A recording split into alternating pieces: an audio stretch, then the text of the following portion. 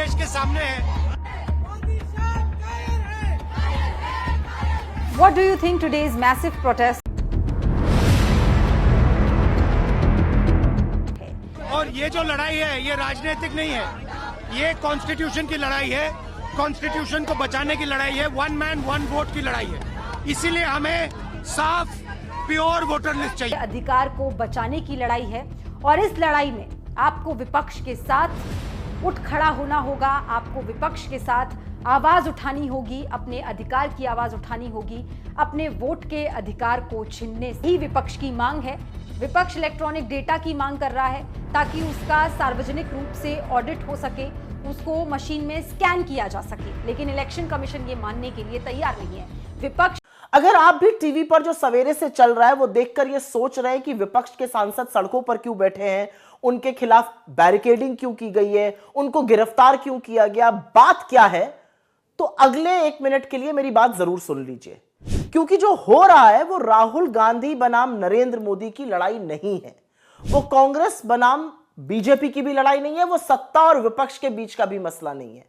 असल में ये आपके वजूद का सवाल है और अब आपके पास कोई चारा नहीं बचा, आप चुप नहीं रह सकते हैं, क्योंकि ये जो प्रहार, ये जो हमला हो रहा है, ये आपके उस सबसे ताकतवर हथियार पर, सबसे ताकतवर अधिकार पर हो रहा है, जो है वोट देने का अधिकार हमारे लोकतंत्र में। और चाहिए क्या विपक्ष को? एक व्यक्ति एक vote, one person one vote हमारे संविधान की नींव है, हमारे लोकतंत्र की नींव है। एक साफ सुथरी वोटर लिस्ट स्वतंत्र और निष्पक्ष चुनाव की नींव है, इस पर भी कोई दो राय नहीं है।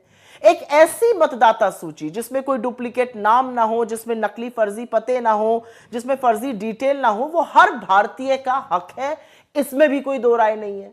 तो चुनाव आयोग से हमारी मांग क्या है? यही तो मांग है कि एक डिजिटल वोटर लिस्ट उपलब्ध करी जाए जिसका सार्वजनिक रूप से ऑडिट हो सके। एक ऐसी डिजिटल कॉपी दीजिए जो कि मशीन से पढ़ी जा सके और उसका एक ऑडिट हो सके। तो इसीलिए ये जो पूरा अभियान है, जो ये मांग है, जो विपक्ष सड़कों पर है, ये बीजेपी, मोदी, राहुल गांधी इसके लिए नहीं है, ये इस देश की आत्मा के लिए है, इस देश के लोकतंत्र के लिए है। और आप मूक दर्शक नहीं बने रह सकते, क्योंकि अगर हमारे चुनाव ही निष्पक्ष नहीं होंगे तो हमारे लोकतंत्र के होने या ना होने का मतलब ही क्या बचेगा। इसलिए बोलिए, समझिए क्या हो रहा है और उसके खिलाफ प्रतिकार करिए।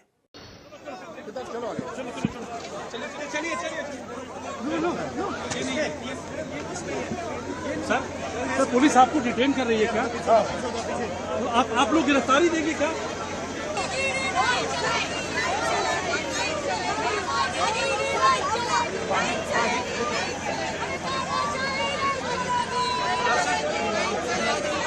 भैया जी, भैया जी, भैया जी गिरफ्तारी दे रहे हैं क्या आप लोग? डरे हुए हैं, कायर हैं, कायर हैं, सरकार कायर है। जब हम चुनाव आयोग से मिलने जा रहे हैं तो इंडिया गठबंधन के सभी सांसदों को रोका गया और हिरासत में ले लिया गया। वोट चोरी की सच्चाई अब देश के सामने है। यह लड़ाई राजनीतिक नहीं, यह लोकतंत्र, संविधान और एक व्यक्ति एक वोट के अधिकार की रक्षा की लड़ाई है। एकजुट विपक्ष और देश का हर मतदाता मांग करता है साफ सुथरी वोटर लिस्ट, और यह हक हम देखिए, अभी तो ये साबित हो गया है कि देश के प्रधानमंत्री अवैध तरीके से चुने गए हैं। हथकंडों को अपना के चुनाव आयोग के साथ मिलकर घपला करके वोट चोरी करके देश का प्रधानमंत्री बना है। तो मुझे लगता है कि ये सरकार एक अवैध सरकार है, जिसको देश में रहने का हक नहीं। उसके बाद महाराष्ट्र हो, दिल्ली हो, दिल्ली में तो हमने बहुत बड़ा खुलासा किया था कि किस तरीके से चुनाव आयोग और भारतीय जनता पार्टी मिलके यहाँ पे गड़बड़ी और घोटाला कर रही है। महाराष्ट्र हो, हरियाणा हो, और अभी तो एसआईआर जो चल रहा है बिहार में, उसके नाम पे तो चुनाव आयोग ने सारी हदें पार कर दी हैं। एक बूथ पे 40 लोग जिनकी मृत्यु हो चुकी है, उनके वोट बन गए। डोनाल्ड ट्रंप का बिहार में वोट बन गया। कुत्ते का निवास प्रमाण पत्र बन गया। जिसके श्राद्ध में केंद्रीय मंत्री गिरिराज सिंह जी गए थे, उनका वोट बन गया।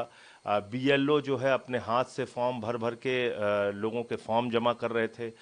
इसके वीडियो सामने आए हैं और बावजूद इसके चुनाव आयोग की बेशर्मी देखिए कि सुप्रीम कोर्ट के सामने वो जाके कह रहे हैं कि हम आपको कुछ नहीं बताएंगे और जिसका मन होगा हम वोट काटेंगे, जैसे हम चाहेंगे वैसे चुनाव कराएंगे। तो फिर मेरे ख्याल से तो अब लोकतंत्र का कोई मतलब बचा नहीं। पार्टियां संगठन बना रही हैं, अपना काम कर रही हैं, चुनाव जीतने के लिए दिन रात मेहनत कर रही हैं। मोदी जी चुनाव आयोग को सेट किए बैठे हुए हैं, तो अब चुनाव का क्या मतलब रह गया इस देश के अंदर। जो आरोप लगाए गए थे बीते दिनों खासतौर पे राहुल गांधी ने जो प्रेस कॉन्फ्रेंस की, कर्नाटक का चुनाव इलेक्शन ऑफिसर की तरफ से पत्र लिखा जा रहा है लगातार उन्हें कि आपको अपना एविडेंस कुछ जो आप एक तरह से डॉक्यूमेंटाइज करके और नहीं एविडेंस राहुल गांधी जी ने जो आरोप लगाया वो उसका एविडेंस देंगे। हमने तो दिल्ली का एक एक एविडेंस दिया है चुनाव आयोग को, लिख के दिया है, कागज पे लिख के दिया है।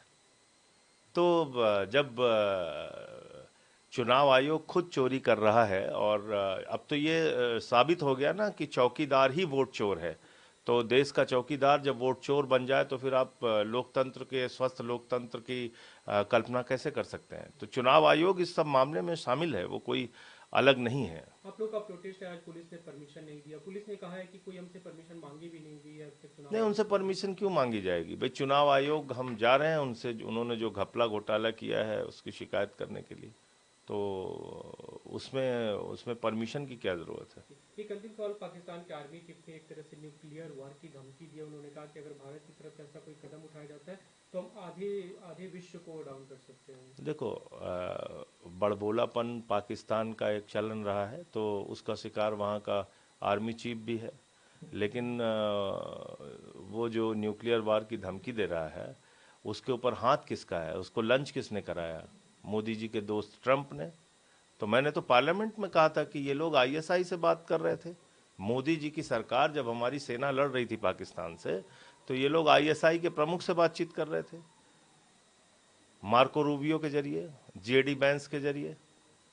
तो अब आप क्या कहेंगे? मोदी जी को सामने आके जवाब देना चाहिए। 56 इंच का उनका सीना है, अवतार है, भगवान है, वो कहाँ छिपे हुए हैं? पाकिस्तान जैसा देश आपको रोज धमकी दे रहा है, ट्रंप रोज आपको धमकी दे रहा है, आप जवाब नहीं दे रहे हैं, आप छुपे हुए हैं। आप लोगों ने जो एमपीज है वो डिटेन किया, क्या कहेंगे आप? हाँ, लगभग 30 के लगभग एमपीज की परमिशन थी इलेक्शन कमीशन ऑफ इंडिया से। उनमें नंबर ज़्यादा होने का उनको डिटेन किया गया। उनको बताया गया कि 30 की परमिशन है, कोई भी 30 लोग आप में से आ सकते हैं, बट नंबर उनका काफ़ी ज़्यादा था, उसके कारण उनको डिटेन। तो आप यहाँ से लेके जाएंगे सर उनको? आप लेके और इस कुमार कोई ज्ञान नहीं दे रहे हैं, इसके बारे में खुलकर सामने नहीं आ रहे। बीजेपी के प्रवक्ता पहले और अब तो बड़े बड़े मंत्री वो चुनाव आयोग का बचाव कर रहे हैं। भाई, चुनाव आयोग एक स्वायत्त संस्था है। कमीशन में पूरा विपक्ष जा रहा है प्रोटेस्ट करते हुए एसआईआर को लेकर के, क्या कहेंगे? जाने का उनका अधिकार है, उनके मांग में कोई दम है क्या? आप मुझे बताइए। तो चुनाव आयोग ने बार बार कहा, अभी तक बिहार में एक व्यक्ति ने आपत्ति नहीं दी है, पार्टी ने नहीं दी है। वो कहता है आप चाहे तो डाउनलोड कर सकते हैं, सब कुछ जवाब है। राहुल गांधी से बार बार कह रहे हैं प्रूफ दीजिए, प्रूफ का पता नहीं है। तो यही हाल है। पेगासस में प्रूफ दिया था सुप्रीम कोर्ट में, अपना मोबाइल दिया था, किसी का दिया था। राफेल में कोई प्रूफ दिया था, अभी भी प्रूफ नहीं देते हैं। तो इस तरह से तो देश नहीं चलता। मोटी बात यह है, बार बार हारते हैं, वोट नहीं मिलता, उसी की खींच है। धन्यवाद। हमारे यहाँ ऐसा ही होता है। में 267 लोग, 250 लोग, ये हो क्या रहा है? ये फर्जीवाड़ा है। वर्गीकृत डेटा आप नहीं दे रहे हैं। माननीय सर्वोच्च न्यायालय के दिशा निर्देश के बावजूद आपकी हठधर्मिता जा नहीं रही है। इसलिए गया कहीं डुप्लीकेशन थी वगैरह वगैरह वगैरह, उस तफसील में मैं अभी नहीं जा रहा हूं। 65,64,000 सुप्रीम कोर्ट को कह दिया है चुनाव आयोग ने कि हमारे ऊपर कोई कानूनी बाध्यता नहीं है कि जिनके नाम काटे गए उनके नाम हम सार्वजनिक करें। अरे मेरा नाम कट गया, कैसे पता लगेगा? कि नहीं जी वो रिवाइज्ड लिस्ट है, उसमें ढूंढ लो। मैं ढूंढता फिरूं, मुझे और कोई काम।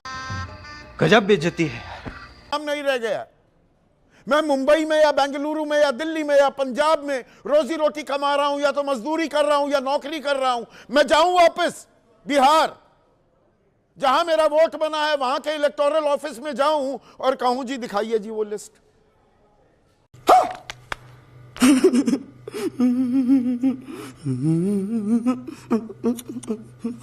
चुनाव आयोग कह रहा है वो हमने लिस्ट लगा दी है।